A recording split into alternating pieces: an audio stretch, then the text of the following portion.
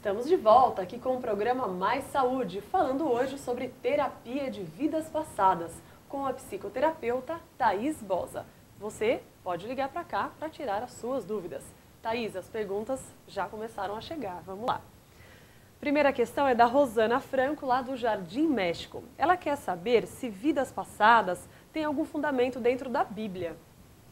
Então, Márcia, exatamente dentro da Bíblia eu não vou saber respondê-la, né? Então, eu vou mudar um pouco a pergunta dela e trabalhar a questão da religião. Então, muitos pacientes, quando eles vão para o consultório, eles querem saber se só pode fazer regressão quem é espírita ou quem acredita na regressão, né?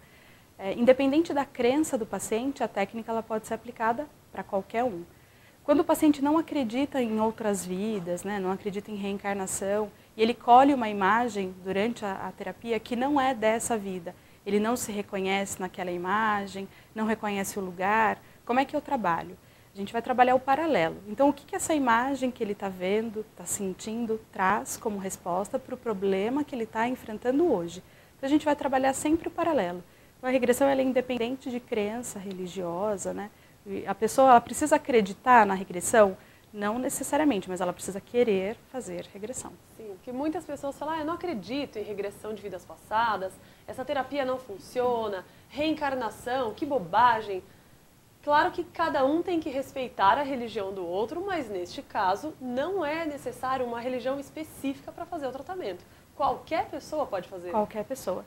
E tem algumas pessoas que ainda questionam, será que isso mesmo que eu vi aconteceu ou é uma fantasia? Mesmo que seja fantasia, a gente vai trabalhar o significado. Por que você fantasiou isso e não aquilo? Então, atualmente ela está querendo te mostrar alguma coisa, né? É a mesma linha da interpretação dos sonhos. Por que você sonhou isso e não aquilo?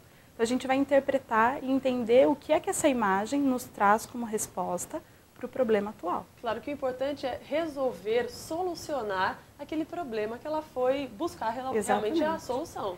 Para a terapia de vidas passadas, o fato da pessoa colher uma imagem, isso é muito mais para o paciente, né, para a satisfação pessoal, porque para a gente o que importa é a imagem e o que ela nos diz como resposta, o que ela nos traz como resposta, né? Ok. Vamos para mais uma pergunta, deixa eu ver de quem é. É da Enilda, do centro da cidade. Ela diz o seguinte, o que a terapia de vidas passadas influencia na vida de hoje? Se influencia também na vida material? Olha, pode ser que sim, né? Porque tudo depende do que é que foi aprendido, a forma como foi aprendido em outros tempos, né? Então, se a pessoa, por exemplo, aprendeu que ela não é merecedora de bens materiais, que ela não pode usufruir de uma qualidade melhor de vida, aquela crença de que tem que sofrer para ser feliz, né? Isso pode refletir hoje. Então, se ela aprendeu isso numa outra vida, com certeza isso vai refletir agora. Então, a terapia ela funciona, ela resolve isso. Então, a gente elimina essas crenças que estão impedindo a pessoa de evoluir. Mais uma vez, dentro das curiosidades aí da regressão, o pessoal se pergunta, mas se o problema está no presente, por que eu tenho que ir lá atrás tentar resolver, descobrir? Gostaria que você explicasse para a gente isso. Porque a origem do problema, muitas vezes, não está no presente. A consequência está sendo no presente, mas a origem do problema está no passado. Como a síndrome do pânico, por exemplo. A origem foi no passado, necessariamente não em outras vidas, mas numa infância, numa adolescência. A origem foi lá. A primeira crise foi numa infância, por exemplo. E ela vai desencadear toda a síndrome depois na vida adulta. Então, a regressão ela funciona nisso. A gente vai atrás do porquê. Você não nasceu assim. Por que é que você se tornou assim? Né? Então, hoje é a consequência, mas quando é que começou?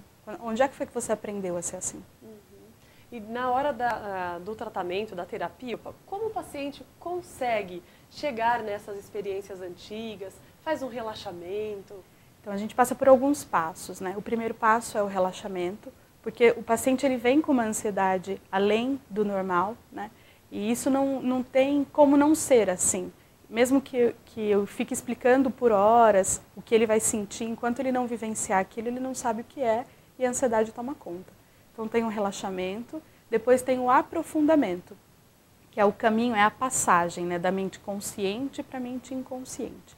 A gente chama de semiconsciência, porque o paciente ele fica deitado, a sensação física é como se ele tivesse cochilado, como se ele estivesse dormindo.